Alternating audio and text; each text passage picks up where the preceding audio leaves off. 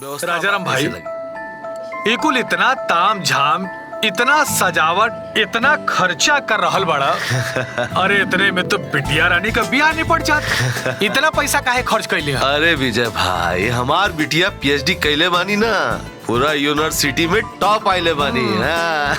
और रहल बात ब्याह के, तो हम अपन बेटी के ब्याह तो इतना धूमधाम से करब ना कि पूरा दुनिया देखी, पूरा मीना बाजार लगा दे।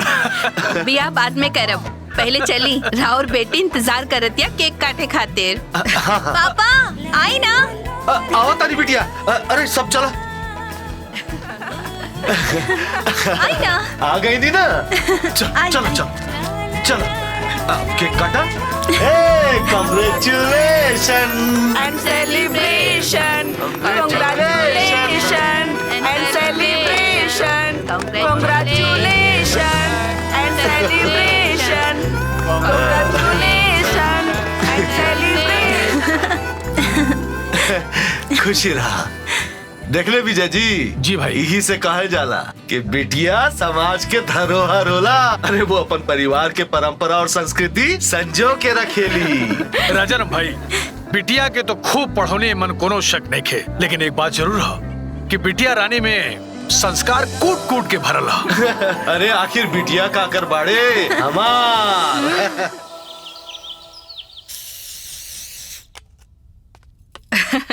अरे चलो बाजार जाए के बा। बाजार? हमरा के कुछ लेवे के नहीं खे, तो बाजार काहे चली? अरे भाई, आभा बिटिया खातिर जेवर खरीदे के बा। आभा खातिर? ये तो उहे बात हो गई ना कि आधी रात के खोखी आवे, सजवे से मुंह पावे। अरे आभा खातिर पहले बढ़िया रिश्ता ढूंढी, तय तमाम हो जाये ना तो खरीदारी भी हो जाये। वैसे तू तो ठीक लगा ताड़ू। अब चल ऐसे चला हमरा से। अरे साड़ी बदले दी ना। चला। बिटिया के पढ़ाई लिखाई पूरा हो। हाँ। हम तो विजय से कह देनी है। हाँ। अच्छा से रिश्ता खोजा, और जेन दिन हमरा के मन माफिक मिल जाए ना, था हम तो ब्याह कर दे। अरे इसी से हम सब पहली से तैयारी कर देना चाहता नहीं, और नहीं तो बाद में कुछ भूल भुला जाए तो। हाँ। कौन तैयारी चला था पापा? तार दीदी के ब्याह के हम जेवर खरीदे खातिर जाता है। हाँ पापा, हम भी चलब। हाँ चला, ये तो बहुत अच्छा बात बाड़े।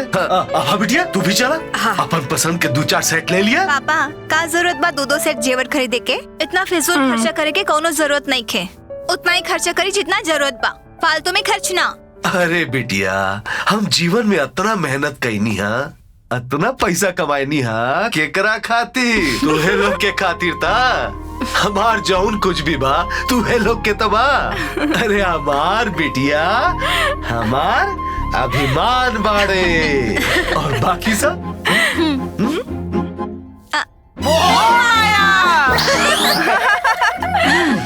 मोह माया। हम रुका, अभी बताओ तानी। अरे रुका, अरे रुकी ना। अरे कहाँ भागल जाता है? रुकी,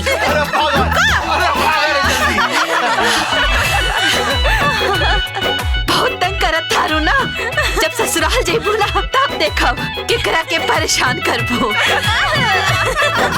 गुड मॉर्निंग राजाराम भाई। अरे गुड मॉर्निंग विजय जी। आइए आइए, दाने दाने में लिखल बा खाए वाले के नाम। आइए चाय बैठिए। अरे चाय तो पीबे कर भाई, लेकिन एक अच्छी खुशखबरी लेके आल बानी, पहले ओकरा के तो सुना दे ही। अरे खुशखबरी? का खुशखबरी भाई? अरे वह राजाराम भाई जो इतना दिन से अपने बिटिया खातिर अच्छा घर बार ढूंढत रहनी है, अभी समझ लें कि इंतजार के घड़ी खत्म हो गए और अच्छा लड़का मिलल है अपने बिटिया खातिर। अरे वाह। और लड़का आईपीएस पा और अच्छा परिवार, पढ़ा लिखा एकदम अप टू डेट। ए जी, हाँ? अच्छा रिश्ता बा। अच्छा रिश्ता खातिर बहुत लोग आज जात हुई है। रउआ लोग जल्दी करी, न तो लड़का हाथ से निकल जाई। अरे भाभी जी चिंता मत करी, हमार वहाँ बहुत इज्जत बा और हम जैसे चाह वैसे होई। अरे तो शुभ काम में देरी का बात, कल ही जाके मिलल जा। अरे ठीक है बा, कल ही चले। हाँ? लेकिन आभा बिटिया से तो पूछ ले कि सब हाँ। कुछ ठीक बा ना। ए बिटिया, ए आवा बिटिया, सुना तोरा के पसंद बा ना? का दीदी बोली ना, काहे नहीं की बोलत? बोली ना। जैसन रहो ठीक समझी पापा।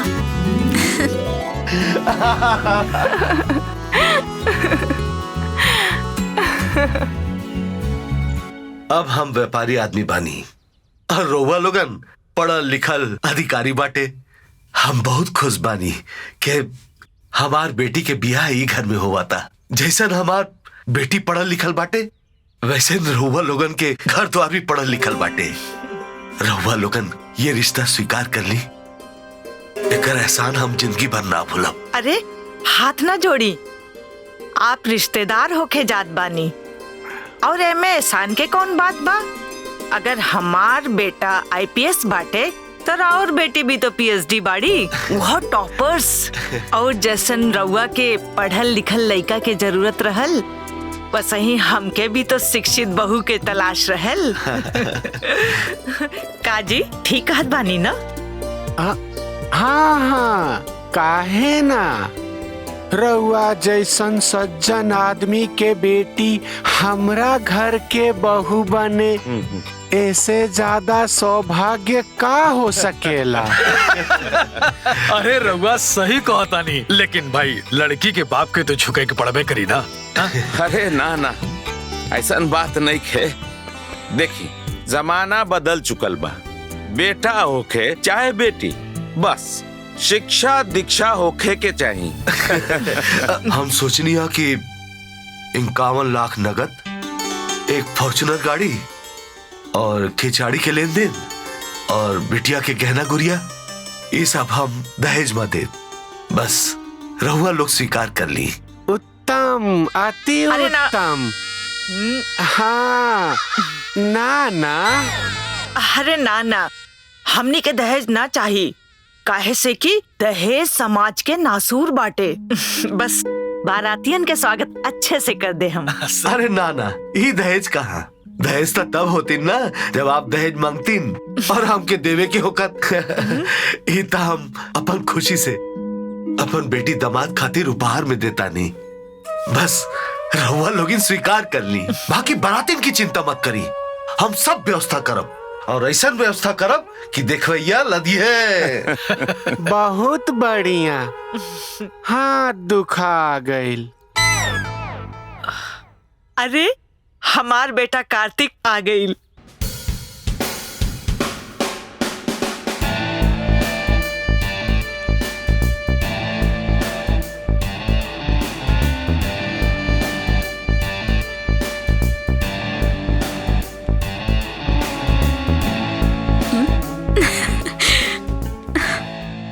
कार्तिक बेटा, आवो आवो। हई देखो तहार होवे वाला ससुर जी आइल बानी, पैर छुआ। गोड़ लागत नहीं। खुश रहा। संस्कारी बेटा हमार। ई बारे हमार छोट भाई आईपीएस कार्तिक तिवारी। इकर और हमार बिटिया की जोड़ी एकदम बढ़िया लगी। हेलो। जय हिंद सर। हाँ जय हिंद। एक दहेज लोभी को पकड़ कर रखे हैं सर, क्या करें बताइए। एगो काम कर, तू लोग के पकड़ के रख, हम अभी आओ तनी। इ दहेज के लालची कुल के ना हम कभी छोड़ नहीं सकत। जय हिंद सर। जय हिंद। माफ करी, एगो अर्जेंट काम आ गइल बा, हमरा जाए के पड़ी। हाँ बेटा। गोड़ लागत। खुश रहा। जी नमस्ते। ठीक बा मम्मी। हर समय ड्यूटी ड्यूटी ड्यूटी। ठीक है, अब हमके भी आज्ञा दी। ठीक बा। बिल्कुल ठीक है। प्रणाम करता। प्रणाम। जी प्रणाम। आई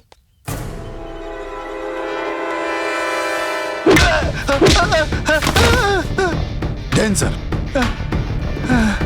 साहब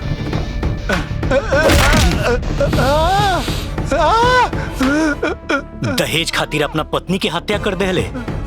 तोरा के मालूम नहीं खे कि दहेज लेहल और देहल दोनों कानूनी अपराध होखेला। साहब माफ कर दी, दोबारा सर गलती ना हुई। गलती हो गई। माफ कर दी, गलती हो गई साहब, ऐसा दोबारा सर गलती ना करब साहब। दोबारा गलती के लायक छोड़ब तब न गलती करबे। हमरा दहेज लोभियन से सख्त नफरत है। तोरा के तो ऐसा सजा दिलाई कि कोनो भी अपराधी ऐसा गलती करे के हिम्मत ना कर सकी। दरोगा जी। जी सर। एकरा ऊपर इतना धारा लगाई कि जीवन भर जेल में सड़त रहे।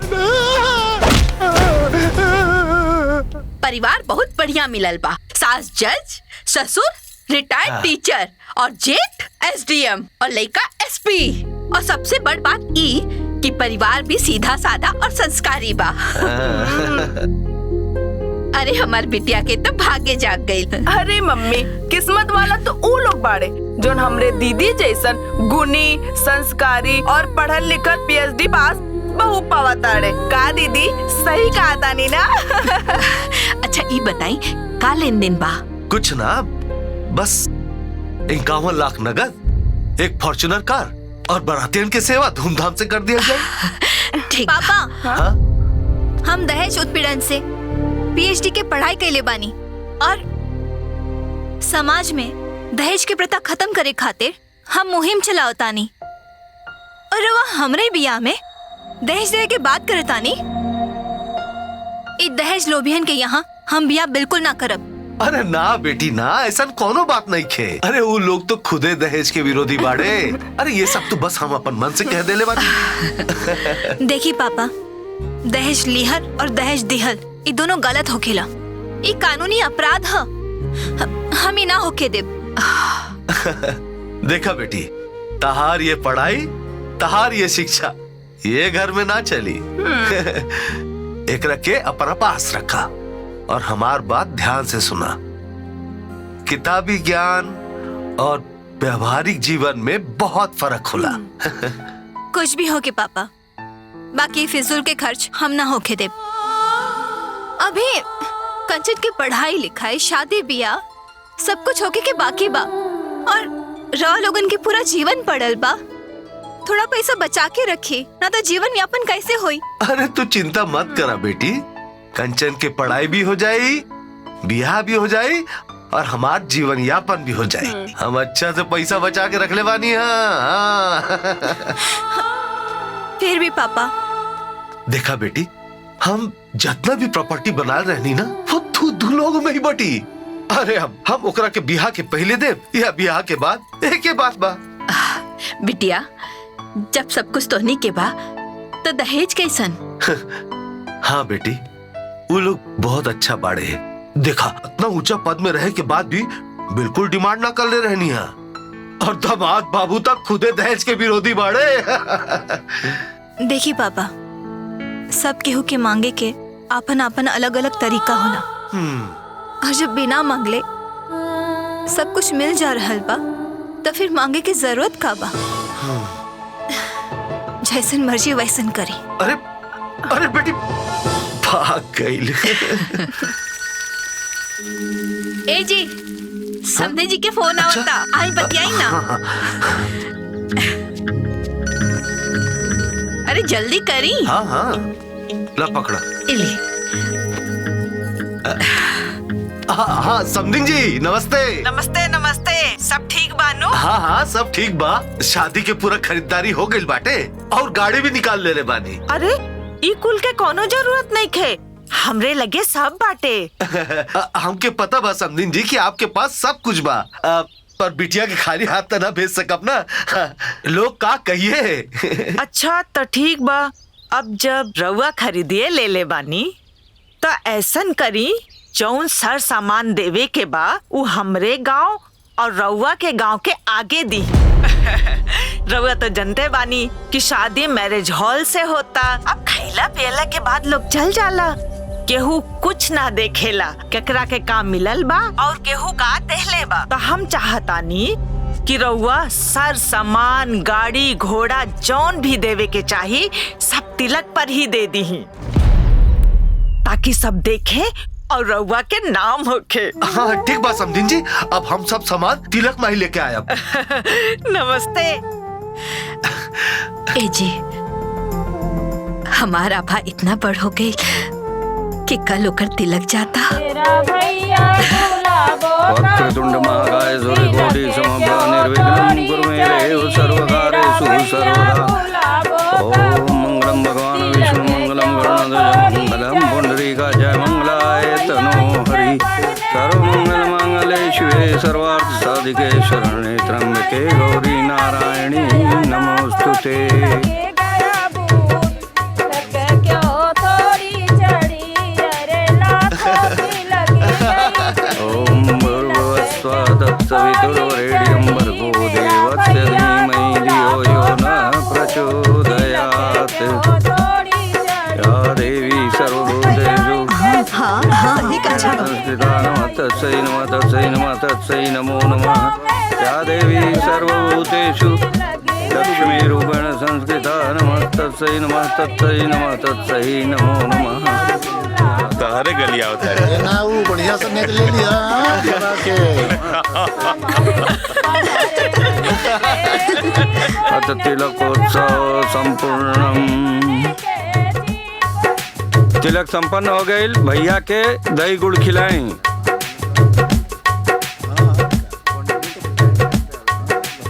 हाँ तो भैया माने की पड़ी।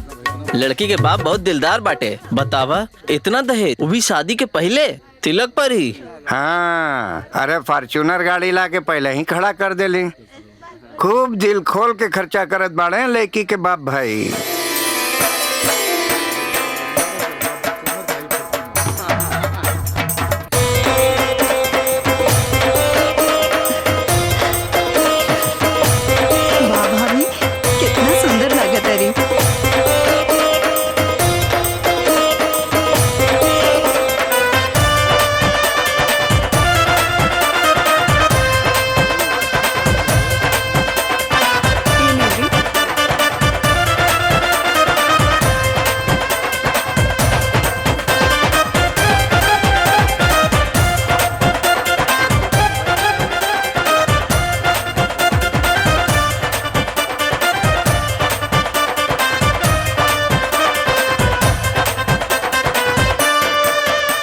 नेक के पैसा मांगो।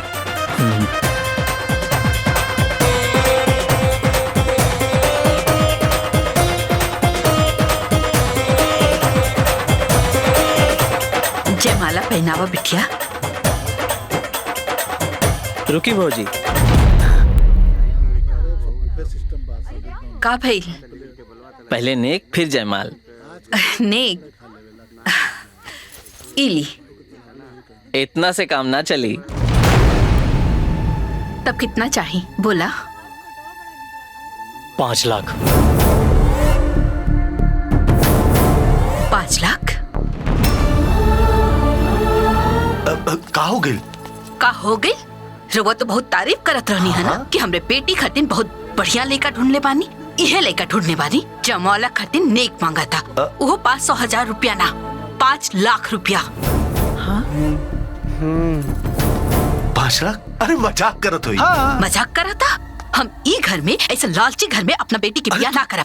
5 लाख मांगा था, कल 50 लाख मांगी। ऐसा बात ना है समधन जी। लड़का बाड़न सन मजाक कर रहल बाड़न।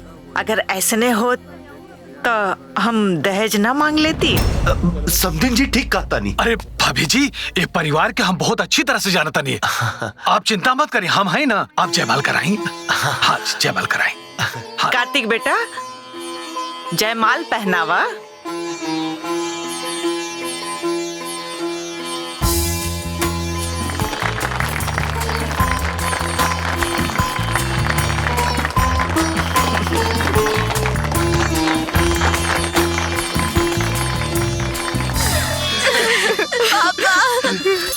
मत रो बेटी, मत रो। अरे बिटिया के तो बाप के घर छोड़ के ससुराल जाए के होगा। ये विधि के विधान पाड़े। हमके पता पापा, बाकी रवा लोग के छोड़ के जाल बहुत मुश्किल बा। ना बेटी, अब उहे तोर घर बाड़े, उहे तोर परिवार बाड़े। अपन घर परिवार के नेक से रखिया बेटी। कोनो भी सुख दुख रहे, घर के बाद चौखट के बाहर ना आए के चाहिए। हमार बात याद रखिए बेटी। औरत के पति ओकर परमेश्वर होला। और परमेश्वर से कभी लड़ाई नहीं करे जाए। और कभी लड़ाई हो जाए ना तो रात में सोई के पहली ओकर निदान कर लिया बेटी। अपन हार मान लिया बेटी। तो हर हार में ही तो हर जीत है बेटिया।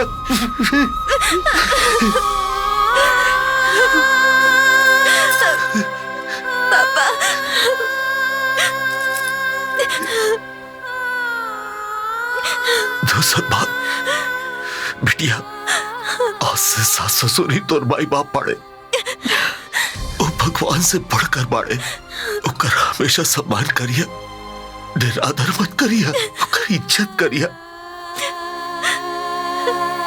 और तीसर बात, आज से ससुराल ही तोर घर बाड़े, दोनों कुल के लाज बचाए रखिया, और ससुराल के कोनो भी कष्ट सुख दुख होई मायका में कबू शिकायत मत करिए बिटिया, यही माँ हमार सम्मान बाड़े। पापा, हम रवा सम्मान में कबो कोनो आज ना आवे दे, और अपना बेटे पे भरोसा रखिया।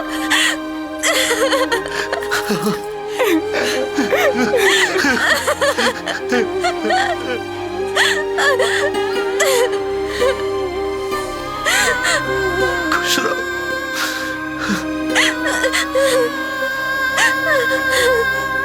खुश रही।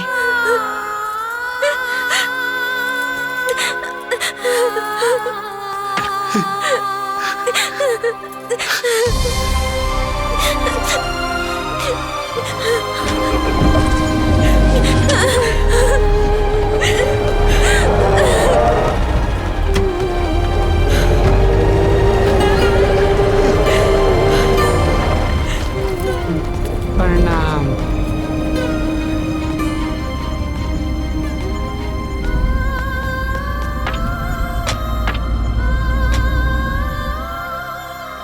ई तो बड़ा गड़बड़ हो गई। समय से पैसा ना मिली तब बिटिया के बड़ा नुकसान हो जाई, हाथ से घर निकल जाई। रुका, सेब खाद बाड़न, सीरियस टॉपिक चलत बा, इनकर खाए के पड़ल बा।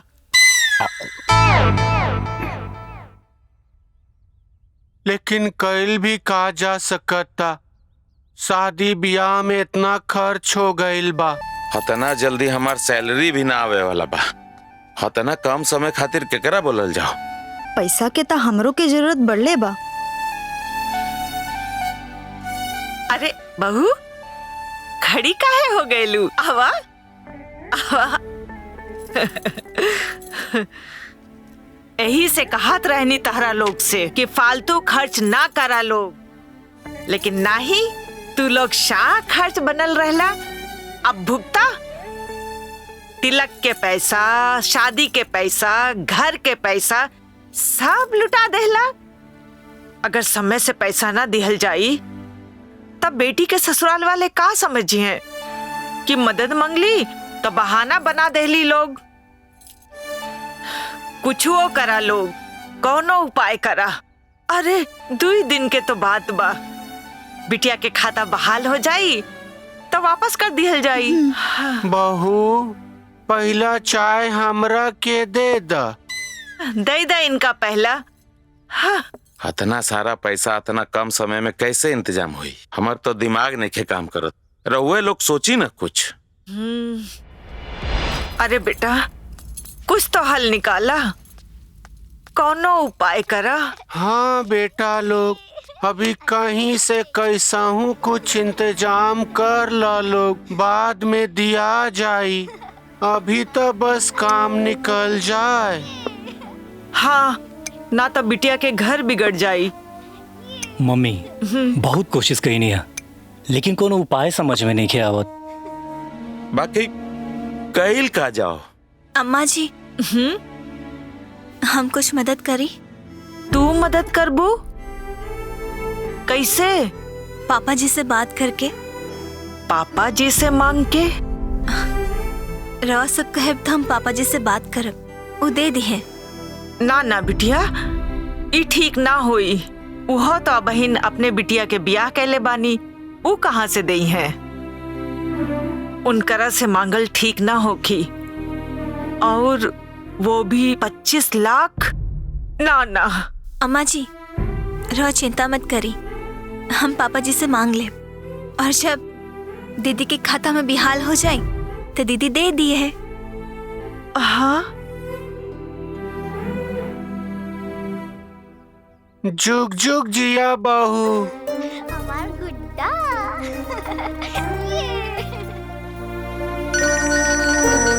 अरे आभा के फोन आवा था। ए कंचन, ए आभा के माई, जल्दी आवा। आभा के फोन आवल बाटे। आवतानी। हाँ बिटिया। प्रणाम पापा। खुश रहा। सब ठीक बानो? सब बढ़िया बा पापा, आपन बताई। हम भी ठीक बा। वाह। आभा, हम बोलतानी। प्रणाम मम्मी। खुश रहा, सदा सुहागिन रहा। बिटिया, तू खुश तो बाड़ू ना? तोहरा कोनो तकलीफ तो नहीं खे ना? ना मम्मी, कोनो तकलीफ नहीं खे। बस रह सब लोगन की याद आवता। याद तो हमों के बहुत आवता। अब का करे? दुनिया के रीत इहे बा, लड़की के ना अपना माई बाप से बिछड़े के ही नसीब में लिखल बा। बाकी तू अपन ख्याल रखिया। आलाई, ए दीदी, मम्मी खाली तोहसे ही अपन ख्याल रखे कहत बानी ना, बाकी इनकरा के अपन ख्याल ही नहीं के। जब से तू गइल बाड़ू ना, टाइम से खाते पियत नहीं के, सारा दिन खाली तोहरे ही बात बतियावेली। और हाँ, मम्मी के समझा दा कि अपन ख्याल रखे, ना तो बीमार पड़ जी है। अरे कंचन, तू मम्मी पापा के ख्याल ना रख सके लुका?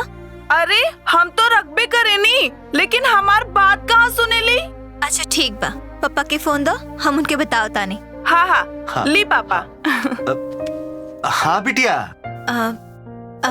पापा कुछ बात करे के बा। हाँ बोलना बेटी। पापा ऐसा कुछ समस्या बा पैसा के, 25 लाख के। अब रवा दे देब ना तो ये लोग 2 महीना में लौटा देब, हो जाएगा? अरे काहे ना होई, हमार बिटिया के घर के खुशी खातिर सब कुछ हो जाई। फोन रखा, काली हम रुपया लेके आत बानी। ठीक बा? ठीक बा पापा, थैंक यू।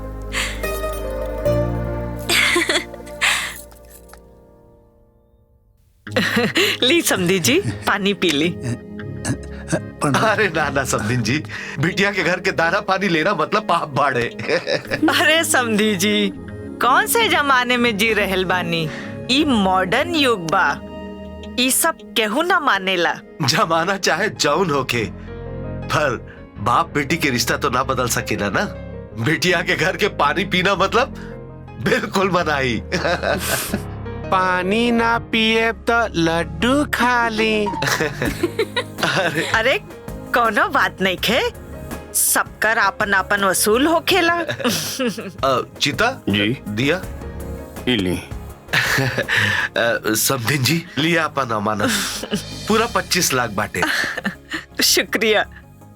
बेटी कहत रहनी कि आपके बेटी खातिर कौनो जरूरत बाटे, ता हम लेके आ गए नी। आपके बहुत बहुत मेहरबानी, घाटे समय में काम आईनी, ये एहसान हम कबो न भूलब। रवो फिकर ना करी, ये पैसा हम बहुत जल्द वापस कर दे। अरे ना ना, ऐसा कोनो बात नहीं खे। आपके बेटी हमार बेटी समान बाड़े, आप आराम से दिया, कोनो जल्दबाजी नहीं खे। रउआ बहुत महान बानी। नहीं नहीं समझी जी, ऐसा कोनो बात नहीं खे। अब अच्छा हम चला तनी, आज्ञा दी। नमस्ते। नमस्ते। चली बाहर तक छोड़ देता नी।